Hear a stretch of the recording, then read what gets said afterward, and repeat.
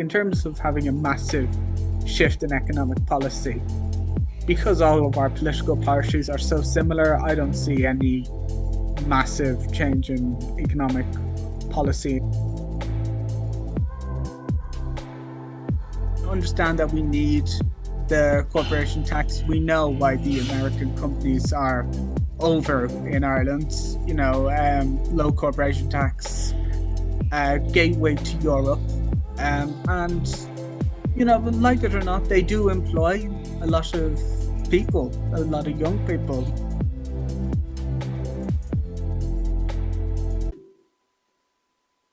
Hello and welcome to today's podcast of Pioneers Pathway podcast. And it's a bit different today because I'm going to be leading. I'm going to be the host, which is great. But I'm, as always, I'm not doing this alone. I'm joined by my good friend Sharia. Evening, Sharia for you. It's an evening over in India. How are you Yeah, doing? I'm good, mate. How are you? Yeah, not bad, not bad. We've got a really interesting setup today. Something a lot different to the people we've had on in the past. We're changing the geography. We're moving away from India. We're moving away from America, and we're going to Ireland. Really interesting, and we're really looking forward to that. I'm really happy to be able to introduce Eoin. Eoin is our guest today. He is spending some time with me over in Madrid, but usually he can be found over in Dublin. That's his normal setup. Welcome, Eoin, to our show. How are you doing? I'm doing very well, sir. Thank Good. you for being here. It's a pleasure. Good. So today, it's a conversation. It's a conversation, and we're going to just have a little bit of a chat about Ireland. Hopefully, our viewers will get to know a bit more about the country, what it's like, and also your experience there. So should we kick it off, Sarah? Yeah, Are we absolutely, ready? absolutely. Let's Good go for stuff. it. Good stuff. So, Owen, maybe you can maybe introduce your country to us. I know you always telling me how patriotically proud you Yes. are of Ireland. Maybe give us a bit of an introduction. Tell us about what Ireland's like politically, socially, and most importantly, the business landscape there. Yes, well, so as some may know, Ireland has a tumultuous history with the United Kingdom. It only really came into being a country in 1922 after signing a treaty with the United Kingdom. In our early years, we were quite an isolationist country until around the 1950s, when, as we were becoming more poor, we realized that we had to open up to new businesses. This helped accelerate our economy and grow until the Celtic Tiger. This was called the Celtic Tiger. And then come 2008, with the financial crisis, the housing market collapsed. But we're slowly making our way back to normal to normal times. We used to be quite a conservative country. Ireland had a very close relationship with church and state, but we're currently it's moving further and further away. So Ireland's become more of a liberal country in the last 20 years or so. And do you think that's sort of foreign policy, social policy, and also economic policy as well? Yeah, but If yes, Ireland's always been quite a liberal country in foreign policy. We're very open. You'll see there are lots of Irish diaspora all over the world, and certainly we've quite a liberal business view. Yeah, very pro business. Yeah, and so as a person living in Dublin, the capital, do you see what do you see in terms of business policy there? Is it a happening city? Are there businesses there? Is the economy growing? What do you think of The economy is growing, which is obviously good for a lot of people, but sadly, as to do with rents in so many countries, the wages and rent prices are just they're not on the same par, sadly. But Ireland's always been very pro business. We've a low corporation tax rate for any foreign companies who set up in Ireland, who obviously grants us jobs. So hopefully it continues to happen. Yeah, And yeah. just a quick question on that. What is your thoughts on, for example, multinational corporations like Apple? They have their European headquarters in Ireland. Obviously, the main reason being the tax benefit. So, what are your thoughts on that? The Irish people generally quite supportive of that, or what are the general thoughts? Well, your general thoughts would be we understand that we need the corporation tax. We know why the American companies are over in Ireland. Low corporation tax, gateway to Europe, and but like it or not, they do employ a lot of people, a lot of young people in the So IT. you're seeing that sort of that effect Yes, yeah. funneling down to the ordinary Yeah, it would. citizens. Yeah, it would. Yeah, and if they were to leave, there would be so many people to lose their jobs, and we focus so much on the IT sector, then we'd have to start almost all over again. Yeah, that's true. Yeah, yeah. And how's it, been, over time? Because Ireland is, particularly well known for potato farming, but obviously now it's transitioned a lot to. I know it's a stereotypical thing, but Yeah, yeah, yeah. these days, you're heavily involved in services. So, have you personally noticed a difference in your experiences growing up, in like Well, I general mean, business conditions? I think yeah, it would be fair to say, like obviously we used to be very agricultural, focused country, but just as it's moved away, agriculture has almost been in the background of our country. Obviously, we're very proud of local farmers and we do everything we can to protect them, but it's just not as of a strong issue, a strong presence, certainly in modern, at least Dublin, maybe. So you've spoken about the tech industry. What other industries are big there, or do you think maybe going into the next 5 to 10 years are the more Yeah. promising in Ireland? Well, we have the pharmaceuticals. Even a lot of pharmaceutical companies set up over in Ireland. Obviously, tourism will Yeah. always be a massive That's industry over tourism here. coming from mainland Europe, or is that across Mainland the world? Europe, maybe mainland Europe. A lot of America America. come Then don't to the Ireland. Americans have free border clearance in Ireland, Mm. don't they? So there's quite close relations between the Americans. Yes, yes. Yeah, yeah. But do you see maybe obviously governments changed and politics changes, but do you think the general conditions of the economic policy, business policy, the approach to business, do you think Mm. that will stay? Or do you think there's going to be any like major pivots in that? I don't think there'll be any major pivots. Like every government who comes in will want to change things up slightly in their own way. But in terms of having a massive shift in economic policy, because all of our political parties are so similar, I don't see any massive change in economic policy in the near future, Yeah. anyway, unless there's a massive social shift. Social shift, which takes time, doesn't it? It Takes takes, time. yeah. Yeah, yeah. Sherry, did you have any other follow-up questions to that? Not on this topic, but just sort of a different one. So, the Irish, you're obviously well known for being patriotic, you support your own a lot. I mean, it's true, isn't it? So, Yeah, it's pretty. when so when multinational corporations come, do you often see them having any difficulties in, competing with the local firms or anything like that? You wouldn't say. I mean, the fact that being patriotic and then having to do with business realistically be two different things. And the multinationals, they focus on their own.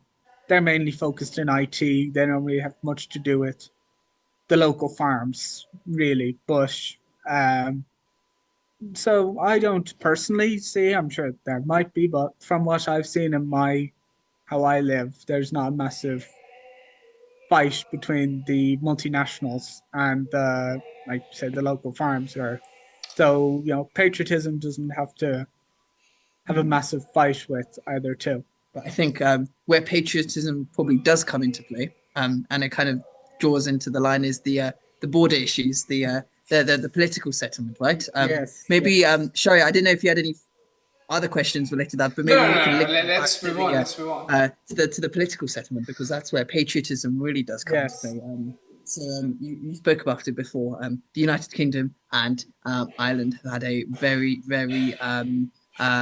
Divorce, a tough divorce. tough Of divorce course, and yes, a tough divorce which is still being replayed up to this day. yes, And certain things kind of bring it to the forefront of yes, people's minds, and Brexit was one of them. yes. Brexit. As someone living in Ireland, what was your reaction to Brexit? And what are your thoughts on how Brexit has been sort of played out and the impact it has on you? Well, And just to add to that quickly, what were you expecting the outcome to be of Brexit? Brexit. Well, I hoped that it would have been Britain remain in the EU because it just would have made life easier, realistically, for a lot of people. I suppose I would have thought they would have voted to remain, just based on there's so much more uh, benefits of staying in the EU. In terms of, how it turned out, um, with some things with Brexit were never thought through. They never thought of what they would do with the border in Northern Ireland, where would they push it, how would it be enforced, all kinds of regulations. So it felt like I'm not even from Northern Ireland, but it was almost like they were overlooked, because they were. It was almost an afterthought dealing with an impossible problem that shaped Ireland for almost over 100 years. If you look at that So, border now, that's impacting the economies of both sides, Yeah, right? The workforce being able to most of our listeners probably know that the border before Brexit, well, there wasn't a border. it wasn't. There wasn't a border. There was a line on a map, but that there wasn't a border, as is like the freedom of movement. So people could from one side of the border to the other for work. But now, what happens after Brexit, right? And if correct me if I'm wrong, do they check your documentation, or can you still travel through? But yeah, they don't check on certain places. Certainly for me, or they don't really check your documentation because if they were to check your documentation, that would assume there's a border.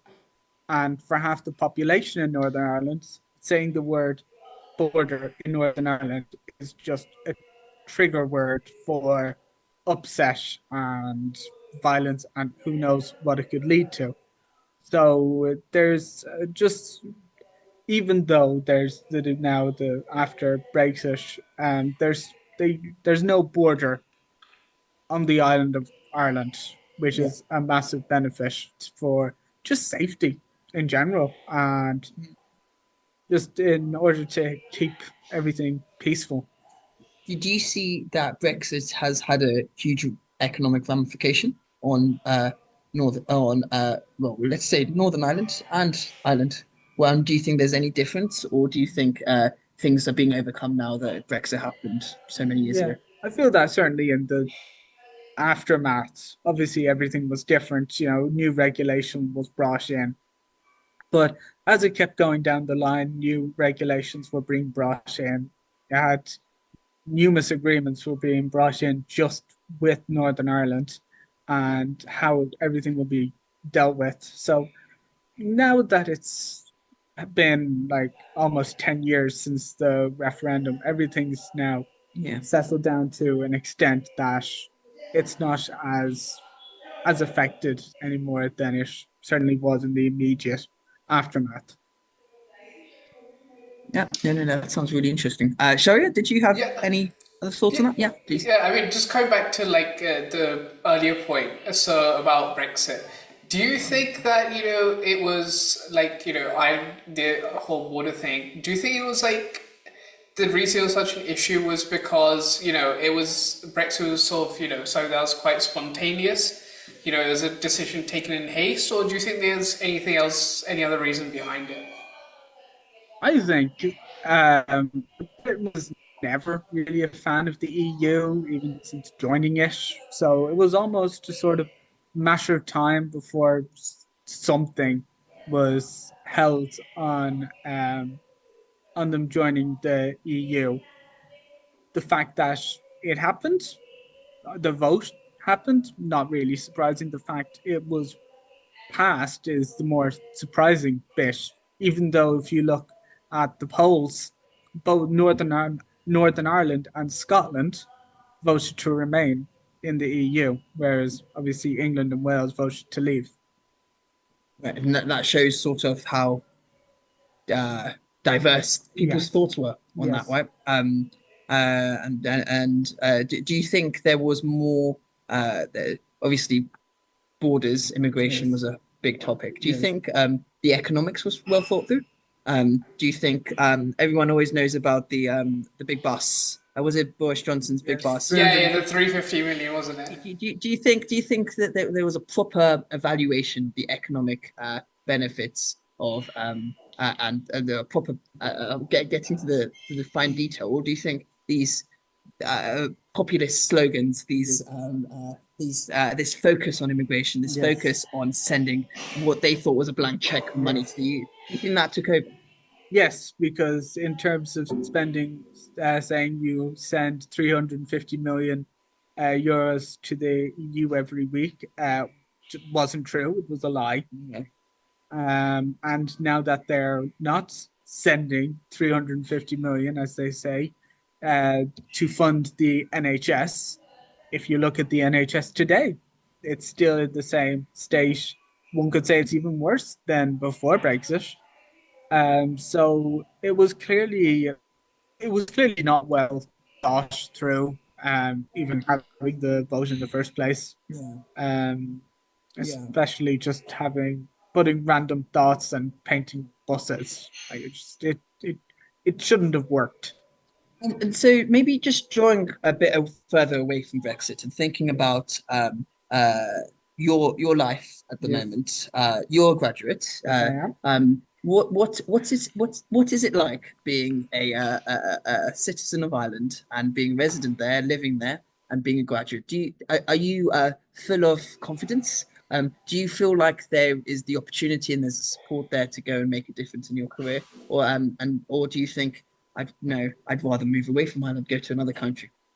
Well, obviously, I would like to think that there's the support of um, getting a job at home, but you see so many people leaving Ireland just to find another find another job, even just go live somewhere else. Because Why? What's those that factors kind of pushing them? Is it the economics? Is it just we want a bit of sun? yeah, just We want what's causing that? Ireland's only so big, so you would want to go see. But the economic situation, while it is good, people Mm. might just want to go to a different country and get a job there. But Ireland's economy is quite Strong, strong at the quite moment. strong at the So moment. And you think that's being translated into work opportunities, a really nice place to be able to raise a family and things like that. well, it's quite safe and Quite quite safe. it's quite friendly. So yeah, Yeah. I'd see it as Yeah. So quite so good. so what's your plans? What are you thinking? You've studied political science, you've done Yes. international relations. You've obviously we I don't know if we mentioned before, but I actually met her in Sweden. So we've obviously experienced Sweden. Yes. What is your plans now? Are you going? Do you think you more EU centric? You want to stay in the EU, go to another European country, or do something else? Yeah, I think Ireland's only so big, so I feel that going to a different country, even temporarily, would be good to expand the horizons. And would you say, as someone, as a student, that's a thought that you would really encourage to be able to experience those different cultures? I personally, I was not sure about Sweden and doing Sweden in the immediate thoughts, but on reflection, I'm quite glad I did it. Is that because of your experience there? Yeah, I had a good experience. So I would recommend for anyone who would think to do it that they should at least look into it and definitely uh, Travel and travel. experience those Yeah, things. Yeah, and that's probably also fed into your international relations interest, and because it's a global, getting that Yeah. global perspective, right? Yes. Yeah. So, I, sorry, I think you were going to say No something. worries, Yeah. no worries. So, Owen, traditionally, Ireland has seen a lot of migration to England, in particular London, for work. Obviously, the Yes. economic, conditions in London aren't too great at the minute. So, I know obviously you've got experience in Sweden, but do you see, where do you see the general Irish youth migrating for work? Well, I think you'd still see them going to the UK, just for geography reasons. A lot of other Irish people in general probably would go to America. There's obviously massive Irish communities over in America. You see a lot of at least young families, go to Australia, for to set up new lives and to work there. 'Cause, again, more and more Irish diaspora living there. Yeah. Okay. Yeah, and in terms of that America, can you be a bit more specific? Because I think it was a Boston.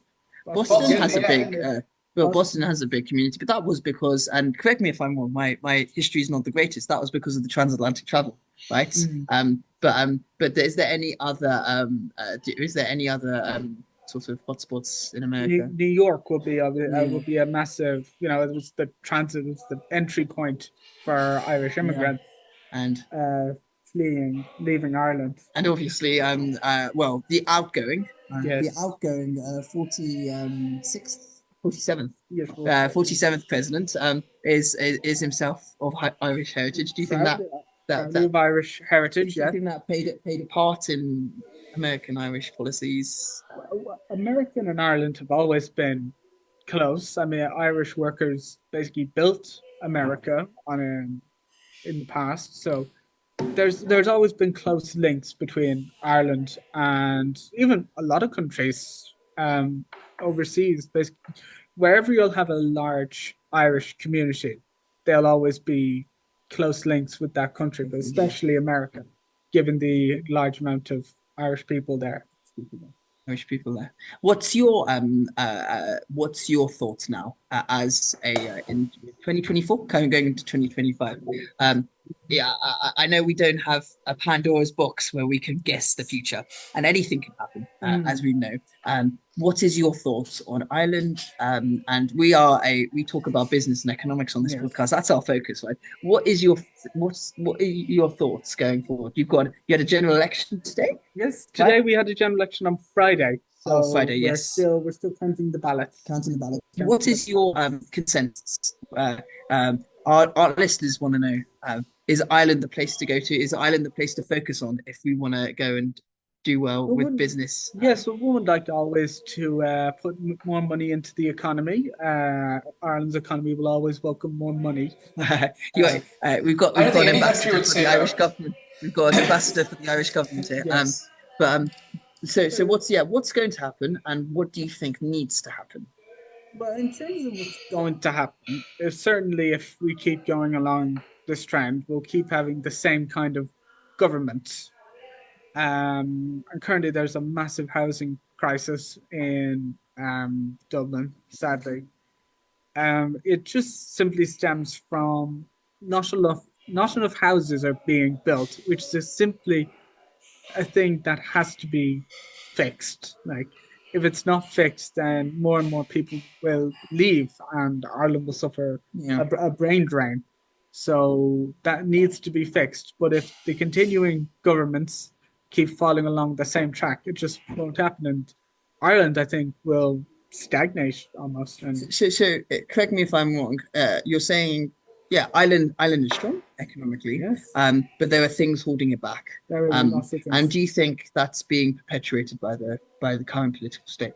I think yes. I think yeah. There are a lot of things holding Ireland back at the moment, and in terms of political state, yeah, like the first thing in fixing something is you have to admit that it's broken. And sadly, if the government, if the current government uh, spotlight just, I don't think I can't see it being fixed for a long time, especially in the near future. Sadly. Oh, interesting. I've really sort of cotton on to that. Yeah, you can't fix something if you don't admit it's wrong. Right? That's an interesting thought, actually. Really interesting thought. And Sharia, did you have anything yeah, to add on that? just another question on that. So, do you think there's any issues that are known within residents of Ireland that us not residing there are not as aware of? Well, I mean, I feel the housing crisis is something that I know all countries are suffering right now, but it's so hard for Irish people having to deal with it. A lot of young people, certainly myself, who can't afford to move out. People will stay in their 30s, will still be living at home because they can't afford to rent anywhere, or certainly buy somewhere uh, to live.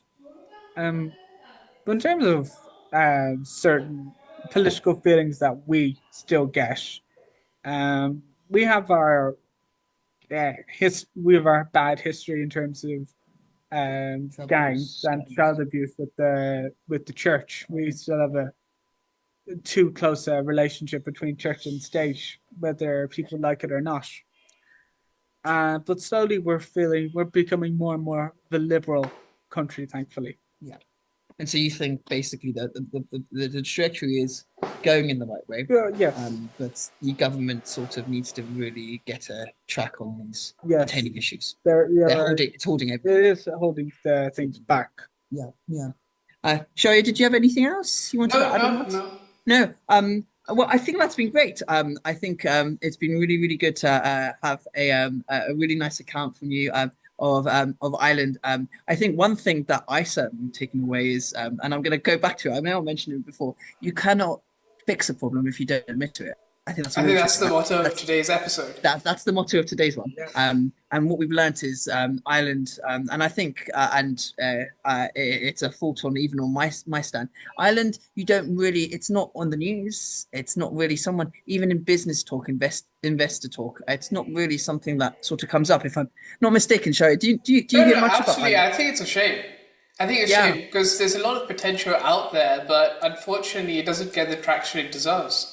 Yeah, and the fact of sort of the diaspora, that their influence, because as someone from Indian origin, and obviously Shaya, you're based in India, you know the Indian diaspora is massive, and there's an economic, there's a lot of economic talk about that. But do we ever talk about the Irish diaspora and that thing? That's really interesting. So I think there's definitely been some really really good stuff we've taken away from there. So if there's no other questions, I think we can Yeah, we'll absolutely. end it there. Thank you, Owen, for It's coming been on an today. absolute pleasure to have you on. I know we'll, once we get it all published, we'll tag Owen's social media accounts in. So if you have if any of our viewers have any other questions, please feel free to get in touch. I'm sure you'll love to have some. Love it. I Love love to it. have some chat with them as well. So sorry, maybe you can speak a bit about what we've got in store for the final month of the year. Wow, it's already the 1st of December, right? What have we got in store coming forward? Well, no, Liam, that's a good point you brought up. So obviously December, Christmas time, so we're going to try and bring you as many, different guests from as many different sectors as we can. We're going to try, end the year on an absolute high. And obviously, we don't want to reveal too much, but we have a lot of exciting things in store for you.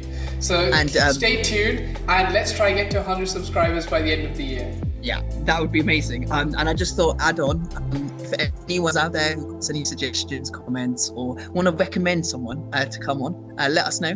Get in touch with us either on our personal accounts or on the podcast accounts. And if one of you lucky viewers or listeners want to get on and come and speak with us, please get in touch. We love it. We love getting a diverse crowd, and so yeah, please get in touch. But yeah, thank you guys.